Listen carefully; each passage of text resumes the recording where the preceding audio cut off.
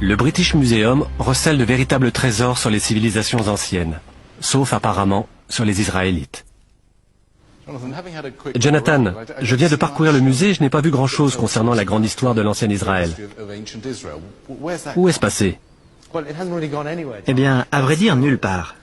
Ce sont des histoires fabuleuses qui font partie du patrimoine littéraire des débuts d'Israël.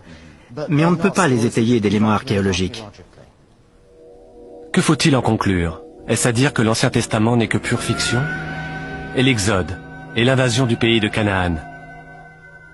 Nous n'avons aucune trace archéologique de l'invasion de Canaan. Les Israélites attaquent Jéricho et les murs de la ville s'effondrent miraculeusement. À cette époque, Jéricho n'était pas défendu par une muraille.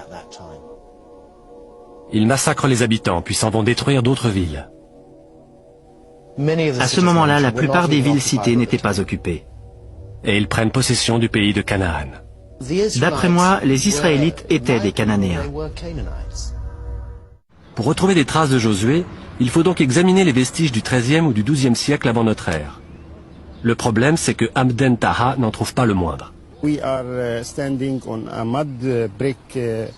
Nous nous trouvons sur une structure d'adobe datant d'environ 1600 avant Jésus-Christ.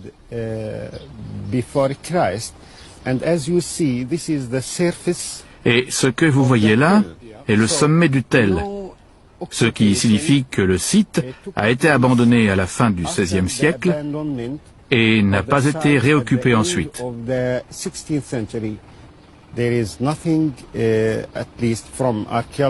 Rien n'indique, du moins du point de vue archéologique, que le site était habité à l'arrivée de Josué, contrairement à ce que dit la Bible. Mais l'autorité palestinienne, responsable de ces fouilles, a également besoin de touristes. Aussi, on ne dit pas trop fort qu'ici aucun miracle n'a eu lieu.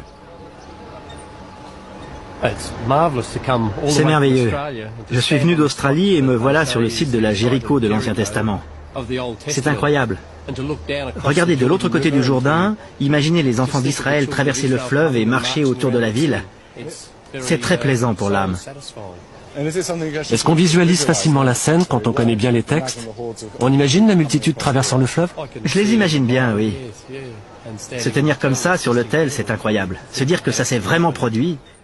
Au XIIIe siècle, époque à laquelle nous datons l'Exode et la conquête israélite, s'ils ont eu lieu, cet endroit n'était absolument pas habité. Mais voilà le vrai miracle. Josué a détruit un site qui n'existait même pas. Aujourd'hui, presque tous les spécialistes, aussi bien de la Bible que de l'archéologie, admettent que Jéricho ne peut pas avoir été détruite par les Israélites arrivant d'Égypte. Cette histoire ne colle pas.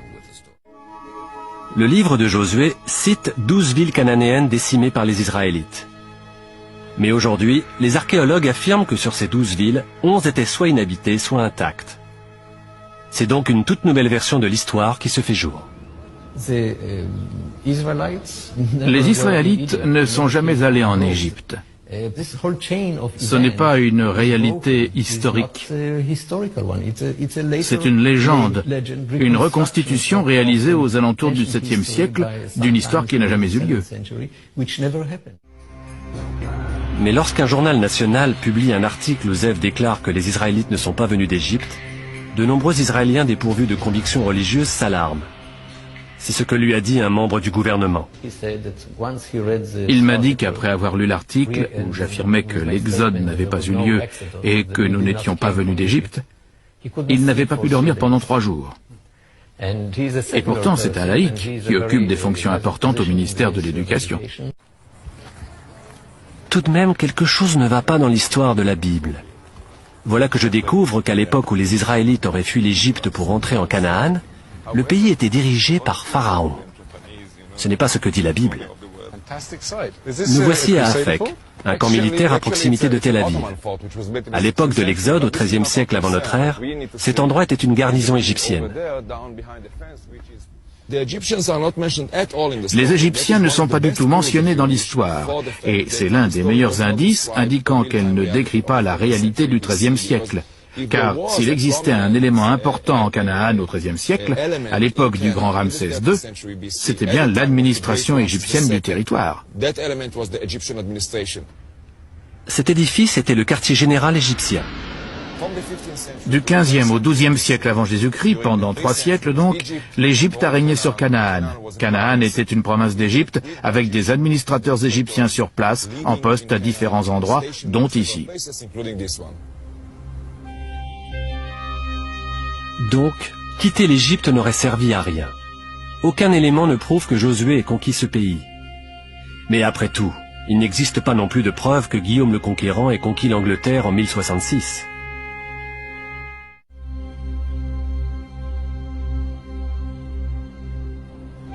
Aucun élément historique ne prouve que les Israélites sont arrivés ici depuis l'Égypte et ont conquis ce pays. Et aucune source autre que la Bible ne mentionne le grand royaume dirigé par David et Salomon depuis Jérusalem.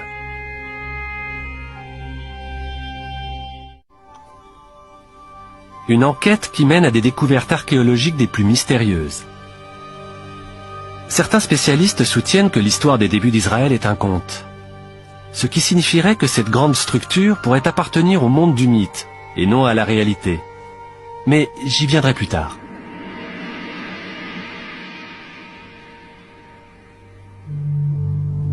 Ce que j'ai découvert jusqu'ici, c'est que le récit ne cadre pas avec l'histoire. Pas de chute de mur à Jéricho au XIIIe siècle avant Jésus-Christ, l'époque de Josué. La ville avait été détruite et abandonnée des siècles auparavant. La seule ville qui semble bien avoir été détruite comme le raconte la Bible, c'est Hatzor. Et ils frappèrent par le tranchant de l'épée toutes les âmes qui s'y trouvaient, les détruisant entièrement. Il n'y resta rien de ce qui respirait. Et Josué brûla Hatzor par le feu. Les vestiges archéologiques attestent de l'incendie.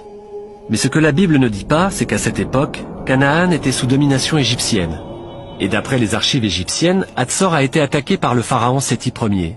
Si Josué est arrivé plus tard, peut-être a-t-il manqué l'événement.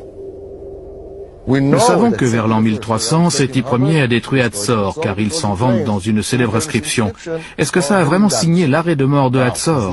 Est-ce que les Israélites ont, plusieurs siècles plus tard, décidé de revendiquer cette victoire et dit « c'est nous qui l'avons fait » ? C'est une possibilité. Nous n'avons aucune preuve archéologique pour Josué. Aucune preuve d'une conquête telle que la Bible l'a décrit. Il n'y a pas eu d'exode, pas comme le dit la Bible.